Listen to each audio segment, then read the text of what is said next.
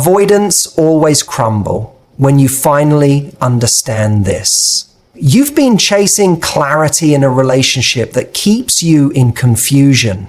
The person you're drawn to, the one who gives just enough to keep you holding on, but not enough to ever feel secure, yeah, that's the avoidant. And here's the truth they never want you to figure out. Avoidants only keep their power as long as you don't understand yours. Today, I'm going to show you what happens when you stop playing their game and why the whole dynamic falls apart the moment you do. Avoidants often operate under the illusion of control, and that illusion is sustained by one critical tactic: emotional distance. They appear composed, mysterious, hard to read.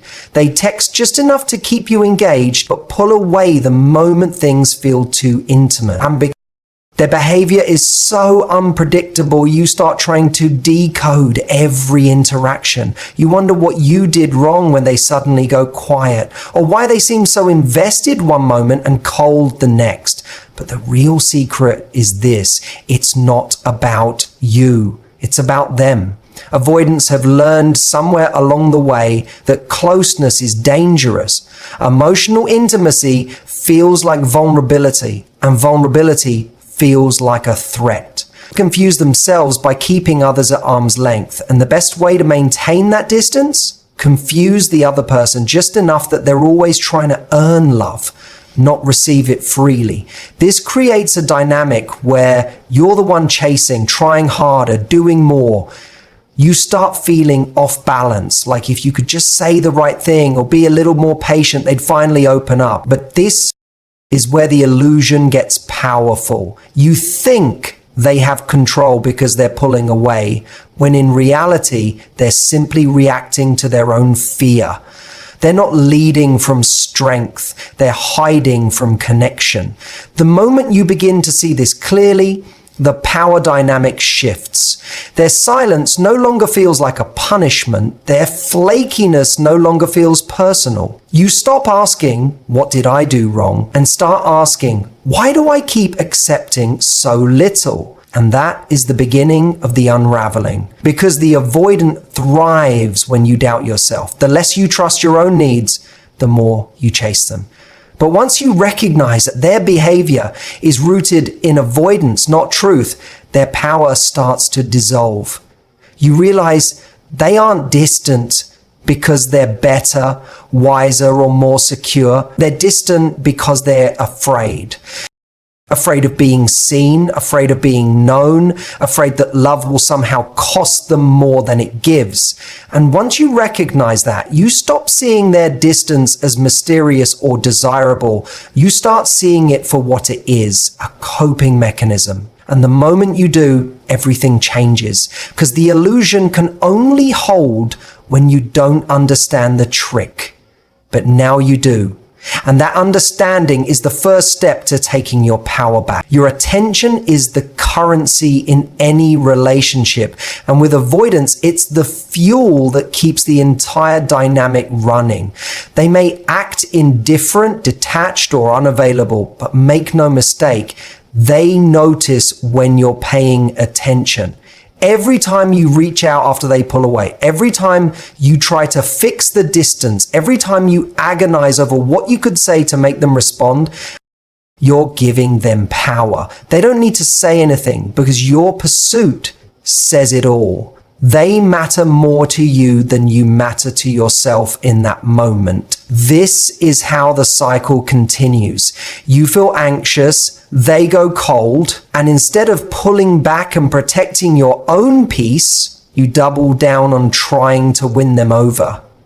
You tell yourself it's love, you tell yourself it's patience or understanding, but what it really is, often, is fear. Fear of loss, fear of rejection, fear that maybe you're not enough unless they say you are. Avoidants feed off that imbalance. It validates their unconscious belief that closeness is unsafe and that they can maintain control by keeping you one step behind. Your attention becomes their emotional safety net. They don't have to show up fully because they know you'll do the emotional labor for both of you, right?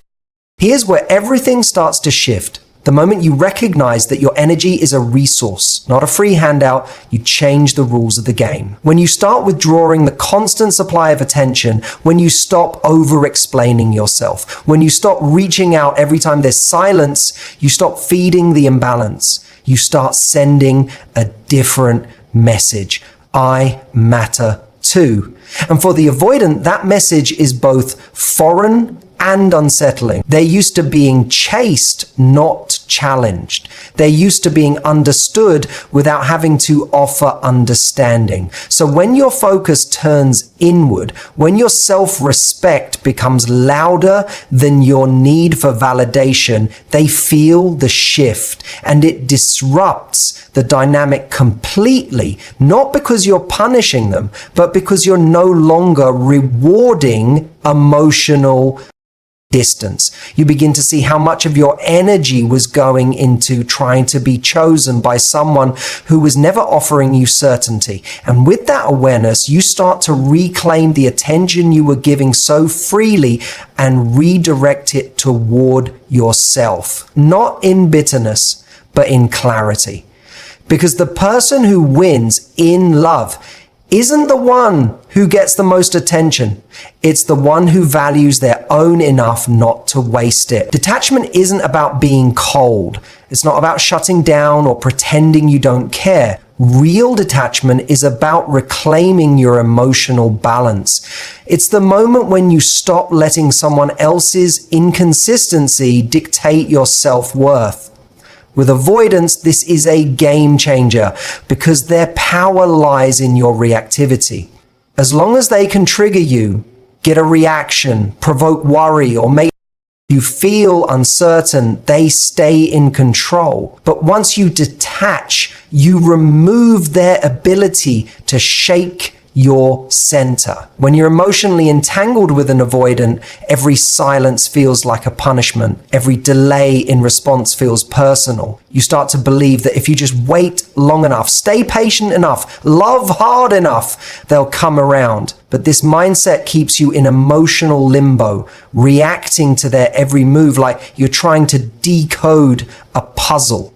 You give them the authority to determine whether you feel secure or not. And that's where you start to lose yourself. Detachment flips this. It says, I see your behavior and I no longer need to personalize it. It means recognizing that someone's emotional avoidance isn't a reflection of your value. It's a reflection of their discomfort with intimacy.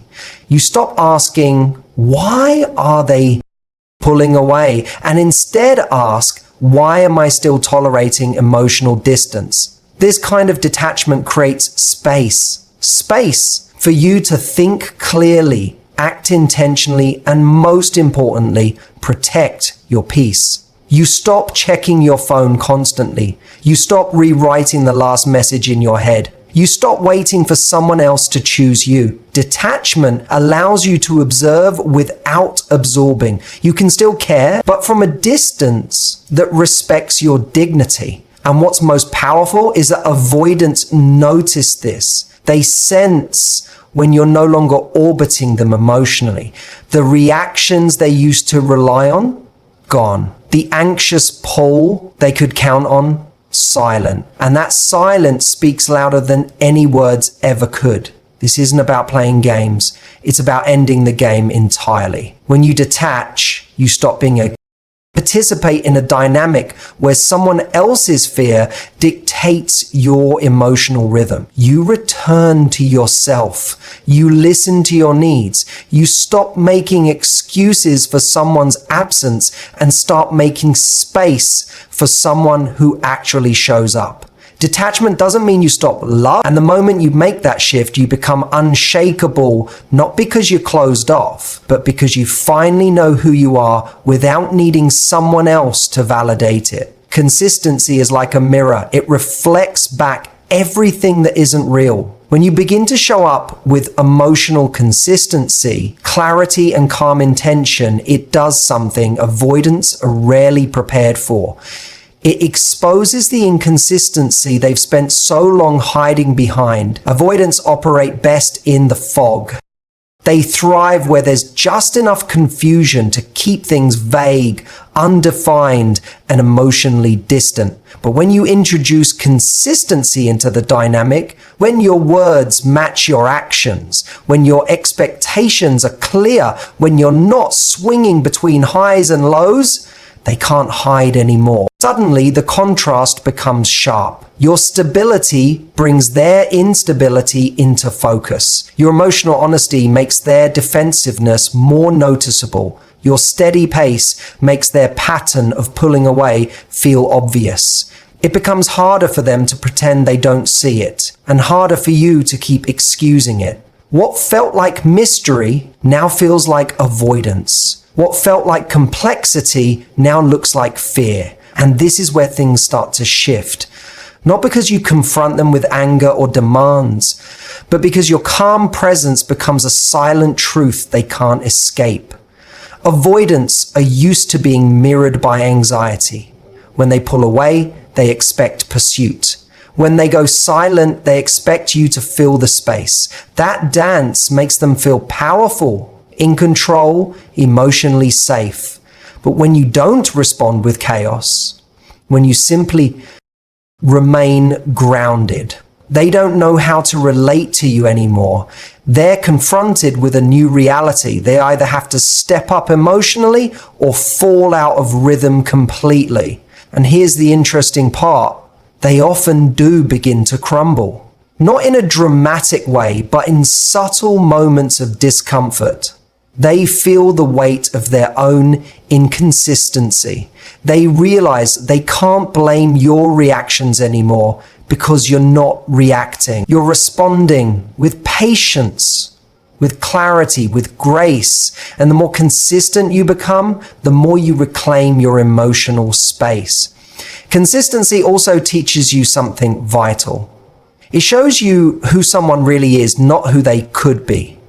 You stop clinging to potential and start watching patterns. You stop hoping they'll change and start seeing what they consistently choose. And from that place, you make better decisions.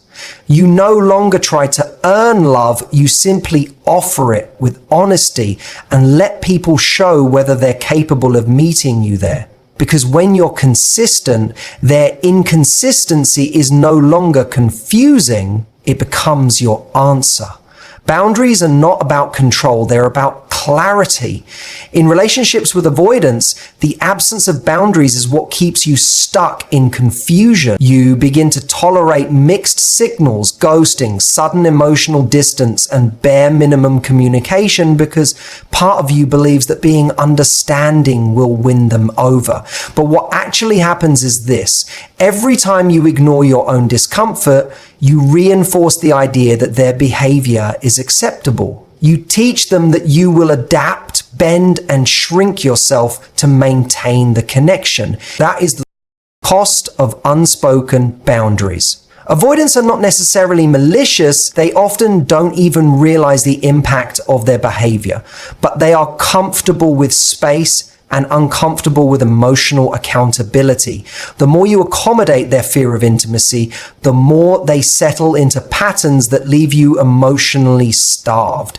This is where boundaries become essential, not as a way to punish, but as a way to protect. When you say, I'm not available for inconsistency, or I need communication I can rely on, you're not asking for too much. You're asking for the bare minimum required to sustain a real connection. And here's what makes boundaries powerful. They are not demands. They are standards. You don't beg someone to rise to them. You simply let your actions show that you're willing to walk away if they don't. Avoidants are used to others shifting to accommodate them. They're not used to someone calmly saying, that doesn't work for me, and meaning it. So when you do, it disrupts the pattern.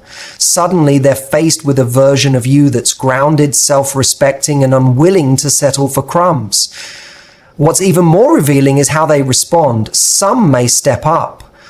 Others will retreat even further. But either way, you gain clarity. You stop guessing, you stop managing their emotions, and you stop prioritizing your own. Boundaries bring light to a dynamic that survives in the shadows. They expose what's real and what's performative. They show you who's capable of meeting you, not just when it's easy, but when it matters. Most importantly, boundaries break the illusion that love means self-sacrifice. Real love doesn't ask you to abandon your needs to prove your worth. It respects your limits. It honors your emotional safety. And when you set those limits with calm confidence, avoidants often don't know how to respond because they're not used to someone who values themselves more than the chase. Healing is the plot twist that changes everything. Not just for you, but for the entire dynamic you once felt trapped in. When you begin to heal, to truly prioritize your emotional well-being, you stop relating to love from a place of fear. You stop searching for worth in the approval of someone who can't meet you. You stop trying to earn connection through suffering. And that shift is so powerful, it unravels the foundation that avoidant dynamics are built on. Avoidants operate in a space where emotional distance is their safety net. They pull back when things get too close. They shut down when vulnerability enters the room. And they rely on your anxiety to maintain control. But healing strips away your anxiety. It gives you clarity. It builds an inner calm that doesn't flinch when someone pulls away, because you no longer take it as evidence of your inadequacy. Healing means you begin to recognize your patterns, why you stayed, why you tolerated less, why you kept giving chances. But instead of shaming yourself, you meet those patterns with compassion. You start to understand your role, not as the broken one, but as someone who was simply repeating what felt familiar. And once you understand that, you get to rewrite the script.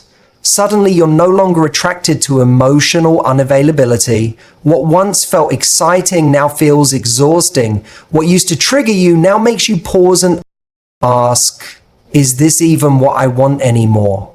The avoidant doesn't know what to do with that version of you. They weren't prepared to manage your anxiety, not your boundaries. They knew how to navigate your longing, not your self-respect. When you heal, you stop being reactive, you start being responsive. You don't need to chase closure because you understand that someone's inability to love you wasn't a reflection of your capacity to be. You don't need to prove anything, you just are. And that quiet confidence is magnetic and unsettling at the same time. Avoidants may begin to feel the weight of their own emotional limitations in your presence. They may sense they're no longer needed in the way they used to be, that their inconsistency no longer creates a hold over you. Some might try to re-engage, others may disappear completely. But your healing doesn't depend on either outcome, because once you've done the work, the whole dynamic flips. They either rise to meet your emotional depth, or they fall away, unable to exist in the light of your growth. And here's what I want you to take away from all of this. The power dynamic with an avoidant only feels real when you forget your own power. When you're stuck in self-doubt, overthinking every move, and bending to earn their closeness, it feels like they hold all the cards. But once you start seeing clearly, once you understand the pattern, recognize the illusion, and reclaim your standards, the entire game unravels. They don't crumble because you forced them to. They crumble because your healing removes the environment where their avoidance could thrive. They crumble because the silence that once controlled you now means nothing. They crumble because you finally realized you were never asking for too much. You were just asking the wrong person. You don't have to chase. You don't have to fix. You just have to see. And once you do, you don't lose them. You lose the version of you that thought you needed to earn love through pain. So protect your peace. Stay rooted in your standards. Choose clarity over chaos. And never forget, you are not hard to love. You're just finally choosing to stop settling for half love. Thank you for giving me your time, your energy, and your openness. If you heard something today that hit home, don't just let it sit. Let it shift you. You deserve real love, steady love, brave love, and it starts with how you love yourself. Take care of your heart. Thank you, and goodbye.